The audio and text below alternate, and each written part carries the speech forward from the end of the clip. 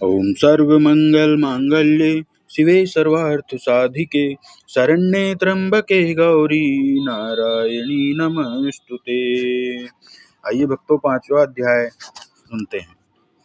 देवताओं द्वारा देवी की स्तुति। चंड मुंड के मुख से अंबिका के रूप की प्रशंसा सुनकर शुंभ का उनके पास दूत भेजना और दूत का निराश लौटना। विनियोग। इस उत्तर चरित्र के रुद्र ऋषि हैं, महासरस्वती देवता हैं, अनुष्ठुप छंद हैं, भीमा शक्ति हैं, भ्रामरी बीज हैं, सूर्य तत्व हैं और सामवेद स्वरूप हैं। महासरस्वती की प्रशंसा के लिए उत्तर चरित्र के पाठ में इसका विनियोग किया जाता है। ध्यान करते हैं। जो अपने कर कमलों में घंटा, शूल, हल, शंख, मूसल, चक्र, धनुष और बाण धारण करती हैं, शरद ऋतु के शोभा युक्त चंद्रमा के समान जिनकी मनोहर कांति है, जो तीनों लोकों की आधारभूता और शुंभ आदि दैत्यों का नाश करने वाली हैं, तथा जो गौरी के शरीर से प्रकट हुई हैं, उन महासरस्वती देवी का मैं निरंतर भजन करता हूँ। ऋषि कहते हैं, पूर्व काल में शुंभ और निशुंभ नामक असुरों ने अपने बल के घमंड में आकर रचिपति इंद्र के हाथ से तीनों लोकों का राज्य और यज्ञ भाग छीन लिया। वे ही दोनों सूर्य, चंद्रमा, कुबेर, यम और वरुण के अधिकार का भी उपयोग करने लगे। वायु और अग्नि का कार्य भी वे ही करने लगे। उन दोनों ने सब देवताओं का तिरस्कृत, राज्य भ्रष्ट, पराजित तथा अधिकारहीन करके स्वर्ग से निकाल दिया।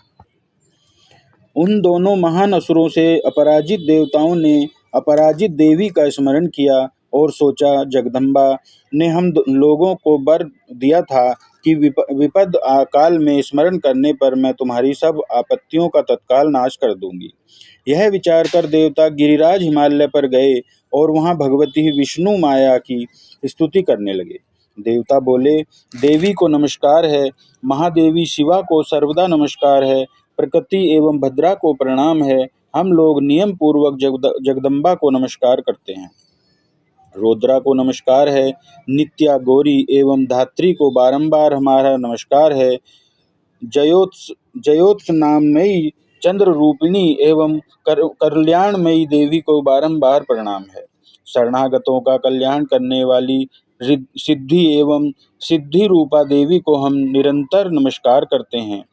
नेत्रवती, राजाओं की लक्ष्मी तथा सर्वाणी स्वरूपा आप जगदम्बा को बार बार नमस्कार है।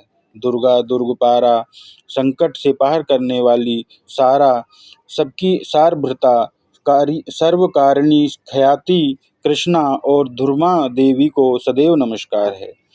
अत्यंत सौम्य तथा अत्यंत रौद्र रूपा देवी को हम नमस्कार करते हैं। उन्हें हमारा बारंबार नमस्कार है। जो देवी सब प्राणियों में विष्णु माया के नाम से कही जाती हैं, उनको नमस्कार, उनको नमस्कार, उनको बारंबार नमस्कार है। जो देवी सब प्राणियों में चेतना कहलाती हैं, उनको नमस्कार, उनको नमस्कार, उनको बारंबार नमस्कार है। जो देवी सब प्राणियों में बुद्धि रूप से स्थित हैं, उनको नमस्कार, उनको नमस्कार, उनको बारंबार नमस्कार है। जो देवी सब प्राणियों में बुद्धि रूप से स्थित हैं, उनको नमस्कार, उनको नमस्कार, उनको हमारा बारंबार नमस्कार है। जो देवी सब प्राणियों में निद्रा रूप से स्थित हैं, उनको नमस्कार, उनको नमस्कार, उनको हमारा बारंबार नमस्कार है। जो देवी सब प्राणियों में क्षुधा रूप से विद्यमान हैं, उनको नमस्कार, उनको नमस्कार, उनको बारंबार नमस्कार है। जो देवी सब प्राणियों में छाया रूप से विद्यमान हैं, उनको नमस्कार, उनको नमस्कार, उनको बारंबार नमस्कार है। जो देवी सब प्राणियों में शक्ति रूप से विद्यमान हैं, उनको नमस्कार, उनको नमस्कार, उनको बारंबार नमस्कार है। जो देवी सब प्राणियों में तृष्णा रूप से विद्यमान हैं, उनको नमस्कार, उनको नमस्कार, उनको बारंबार नमस्कार है। जो देवी सब प्राणियों में क्षमा रूप से विद्यमान हैं, उनको नमस्कार, उनको नमस्कार, उनको बारंबार नमस्कार है। जो देवी सब प्राणियों में जाति रूप से विद्यमान हैं, उनको नमस्कार, उनको नमस्कार, उनको बारंबार नमस्कार है। जो देवी सब प्राणियों में लज्जा रूप से विद्यमान हैं, उनको नमस्कार, उनको नमस्कार, उनको बारंबार नमस्कार है। जो देवी सब प्राणियों में शांति रूप से विद्यमान हैं, उनको नमस्कार, उनको नमस्कार, उनको बारंबार नमस्कार है। जो देवी सब प्राणियों में श्रद्धा रूप से विद्यमान है, उनको नमस्कार, उनको नमस्कार, उनको बारंबार नमस्कार है। जो देवी सब प्राणियों में क्रांति रूप से विद्यमान है, उनको नमस्कार, उनको नमस्कार, उनको बारंबार नमस्कार है। जो देवी सब प्राणियों से लक्ष्मी रूप से विद्यमान है, उनको नमस्कार, उनको नमस्कार, उनको बारंबार नमस्कार है। जो देवी सब प्राणियों में वृत्ति रूप से विद्यमान है, उनको नमस्कार, उनको नमस्कार, उनको बारंबार नमस्कार है। जो देवी सब प्राणियों में स्मृति रूप से विद्यमान है, उनको नमस्कार, उनको नमस्कार, उनको बारंबार नमस्कार है। जो देवी सब प्राणियों में दया रूप से विद्यमान है, उनको नमस्कार, उनको नमस्कार, उनको बारंबार नमस्कार है। जो देवी सब प्राणियों में दृष्टि रूप से विद्यमान है, उनको नमस्कार, उनको नमस्कार, उनको बारंबार नमस्कार है। जो देवी सब जीवों में माता रूप से विद्यमान है, उनको नमस्कार, उनको बारंबार नमस्कार है। जो देवी सब जीवधारियों में भ्रांति रूप से स्थित हैं, उनको नमस्कार, उनको नमस्कार, उनको बारंबार नमस्कार है। जो जीवों में इंद्रिय वर्ग की अधिष्ठात्री देवी एवं प्राणियों में सदा विद्यमान रहने वाली हैं, उन व्याप्ति देवी को बारंबार नमस्कार है। जो देवी चैतन्य रूप से इस संपूर्ण जगत में व्याप्त करके स्थित हैं, उनको नमस्कार, उनको नमस्कार, उनको बारंबार नमस्कार है। पूर्व काल में इष्ट अभिष्ट प्राप्ति होने से देवताओं ने जिसकी स्तुति की तथा इंद्र ने बहुत दिनों तक जिनका सेवन किया, वह कल्याण की साधना भूता ईश्वरी हमारा कल्याण और शुभ करें तथा सारी आपत्तियों का नाश कर डालें। उद्दंड दैत्यों से पीड़ित हम सभी देवता जिन परमेश्वरी को इस समय नमस्कार करते हैं तथा जो भक्ति से विनम्र पुरुषों द्वारा स्मरण की जाने पर तत्काल ही संपूर्ण विपत्तियों का नाश कर देती हैं। जगन माता हमारा संकट दूर करें। ऋषि बोले, राजन, इस प्रकार जब देवता स्तुति कर रहे थे, उस समय पार्वती देवी गंगा जी के जल में स्नान करने के लिए वहां आई। उन सुंदर भौहों वाली भगवती ने देवताओं से पूछा, आप लोग यहाँ किसकी स्तुति करते हैं? तब उन्हीं के शरीर कोश से प्रकट हुई शिवा देवी बोली, शुंभ दैत्य से अपराजित अपमानित और युद्ध से निशुंभ से विजित हो यहाँ एकत्रित हुए ये समस्त देवता मेरी ही स्तुति कर रहे हैं। पार्वती जी के शरीर कोश से अंबिका का प्रादुर्भाव हुआ था, इसीलिए वे समस्त लोकों में कौशिकी कही जाती हैं। कौशिकी के प्रकट होने के बाद पार्वती का शरीर काले रंग का हो गया, अतः वे हिमालय पर रहने वाली कालिका देवी के नाम से प्रसिद्ध हुई। तदंतर शुंभ निशुंभ के भृत्य चंड मुंड वहां उपस्थित हुए और उन्होंने मनोहर रूप धारण करने वाली अंबिका देवी को देखा। फिर वे शुंभ के पास जाकर बोले, महाराज, एक अत्यंत मनोहर स्त्री है जो अपनी दिव्य क्रांति से हिमालय को आलोकित कर रही है। वैसा उत्तम रूप कहीं किसी ने भी नहीं देखा होगा। दैत्यराज, पता लगाइए वह देवी कौन है और उसे पकड़ लीजिए। स्त्रियों में तो वह रतन है, उसका प्रत्येक अंग बहुत सुंदर है तथा वह अपने ही श्री अंगों की कांति से संपूर्ण दिशाओं में प्रकाश फैला रही है। असुरेश्वर, अभी वह हिमालय पर ही विद्यमान है, आप उसे देख सकते हैं। प्रभु, तीनों लोकों में मणि, हाथी और घोड़े आदि जितने भी रतन हैं, वे सब इस समय आपके घर में शोभा पाते हैं। हाथियों में रतनभूत ऐरावत, परिजात, वे सब इस समय आपके घर में शोभा पाते हैं।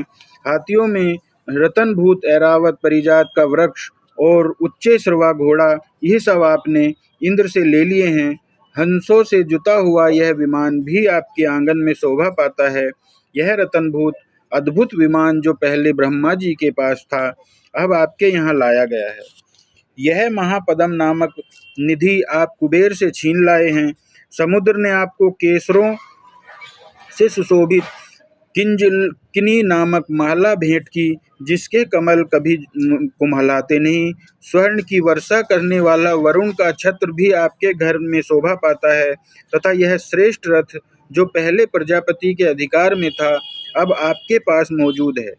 दैत्येश्वर, मृत्यु की उत्क्रांतिता नाम वाली शक्ति भी आपने छीन ली है तथा वरुण का पास और समुद्र में होने वाले सब प्रकार के रत्न आपके भाई निशुंभ के अधिकार में हैं। अग्नि ने भी स्वतः शुद्ध किए 2 वस्त्र आपकी सेवा में भेंट किए हैं। दैत्यराज, इस प्रकार सभी रतन आपने एकत्रित कर लिया है। फिर जो यह स्त्रियों में रतन रूप कल्याणमयी देवी है, इसे क्यों नहीं अपने अधिकार में कर लेते? ऋषि बोले, चंड मुंड का यह वचन सुनकर शुंभ ने महादैत्य सुग्रीव को दूत बनाकर भेजा और कहा, तुम मेरी आज्ञा से उससे ये बातें जाकर कहो और ऐसा उपाय करो जिससे प्रसन्न होकर वह शीघ्र ही यहाँ आ जाए। वह दूत पर्वत के अत्यंत रमणीक प्रदेश में जहाँ देवी स्थित थी गया और मधुर वाणी से कोमल वचन बोला। दूत बोला, देवी, दैत्यराज शुंभ इस समय त्रिलोकाधिपति हैं। मैं उन्हीं का भेजा हुआ दूत हूँ और यहाँ तुम्हारे पास आया हूँ। उनकी आज्ञा सदा सब देवता एक स्वर में मानते हैं, कोई उनका उल्लंघन नहीं कर सकता। वे संपूर्ण देवताओं को पराजित कर चुके हैं। उन्होंने तुम्हारे लिए जो संदेश दिया है उसे सुनो। उन्होंने कहा है कि तीनों लोक मेरे अधीन चलते हैं। संपूर्ण यज्ञों के भागों को मैं ही पृथक पृथक भोगता हूँ। तीनों लोकों में जितने श्रेष्ठ रतन हैं वे सब मेरे अधिकार में हैं। देवराज इंद्र का वाहन ऐरावत, जो हाथियों में रतन के समान है, मैंने छीन लिया है। क्षीर सागर को मथने से जो अश्वरतन उच्चे श्रवा प्रकट हुआ था, देवताओं ने मेरे पैरों पर नत होकर समर्पित किया है। सुंदरी, उनके सिवा और भी कितने रतन भूत पदार्थ देवताओं, गंधर्वों और नागों के पास थे, वे सब मेरे पास आ चुके हैं। देवी, हम लोग तुम्हारे संसार की स्त्रियों में रतन मांगते हैं, अतः हमारे पास आ जाओ, क्योंकि रत्नों का उपभोग करने वाले हम ही हैं। चपल कटाक्षों वाली सुंदरी, तुम मेरी या मेरे भाई पराक्रमी निशुंभ की सेवा में आ जाओ, क्योंकि तुम रतन स्वरूपा हो। मेरा वरण करने से तुम्हें अतुलनीय महान ऐश्वर्य की प्राप्ति होगी। अपनी बुद्धि से यह विचार कर तुम मेरी पत्नी बन जाओ। ऋषि बोले, दूत के यों कहने पर कल्याण स्वरूपा भगवती दुर्गा देवी, जो जगत को धारण करती हैं, मन ही मन गंभीर भाव से मुस्कुराई और बोली। देवी ने कहा, दूत, तुम सत्य कहते हो। इसमें लेश मात्र भी झूठ नहीं कि शुंभ तीनों लोकों का स्वामी है और निशुंभ भी उसी समान बली है। किंतु इस विषय में मैंने जो प्रतिज्ञा कर ली है उसे कैसे मिथ्या करूं? मैंने अपनी स्वल्प बुद्धि के कारण पहले जो प्रतिज्ञा कर ली है उसे सुनो। जो मुझे संग्राम में जीत लेगा, जो मेरे मद को चूर्ण कर देगा तथा संसार में जो मेरे समान बली होगा, वही मेरा वरण करेगा। इसलिए शुंभ अथवा महादैत्य निशुंभ स्वयं ही यहाँ पधारें और मुझे जीतकर शीघ्र मेरा हस्त ग्रहण कर लें। इसमें विलंब की क्या आवश्यकता है? दूत बोला, देवी, तुम घमंड में भरी हो। मेरे सामने ऐसी बातें न करो। त्रिलोकी में कौन ऐसा पुरुष है जो शुंभ निशुंभ का सामना कर सके? देवी, अन्य देवताओं के सामने भी सारे देवता युद्ध में नहीं ठहर सकते, फिर तुम अकेली स्त्री होकर कैसे ठहर सकती हो? जिन शुंभ आदि दैत्यों के सामने इंद्र आदि देवता भी युद्ध में खड़े नहीं हुए, उनके सामने तुम स्त्री होकर कैसे जाओगी? इसीलिए तुम मेरे कहने से शुंभ निशुंभ के पास चलो। ऐसा करने से तुम्हारे गौरव की रक्षा होगी, अथवा जब वे केसों को पकड़कर घसीटेंगे तब तुम्हें अपनी प्रतिष्ठा खोकर जाना पड़ेगा। देवी ने कहा, तुम्हारा कहना ठीक है। शुंभ बलवान है और निशुंभ भी बड़ा पराक्रमी है, किंतु क्या करूं, मैंने पहले बिना सोचे समझे प्रतिज्ञा कर ली है। अतः अब तुम जाओ। मैंने तुमसे जो कुछ कहा है वह सब असुर राज से आदरपूर्वक कहना, फिर उन्हें जो उचित जान पड़े वो करें। भक्तों, यह दुर्गा सप्तशती का 5वां अध्याय था। आपको हमारा यह चैनल कैसा लगता है, यह कमेंट में लिखें, लाइक करें, सब्सक्राइब करें। जय श्री लक्ष्मी नारायण जी।